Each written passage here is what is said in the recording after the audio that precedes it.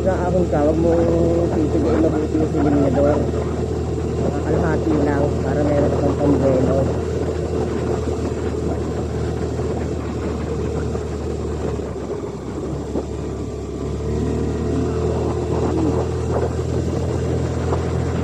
Yung una, takot ako sa ganito. Yung hindi ko pa kabisado yung motor. Ngayon, alam ko ng bumelo.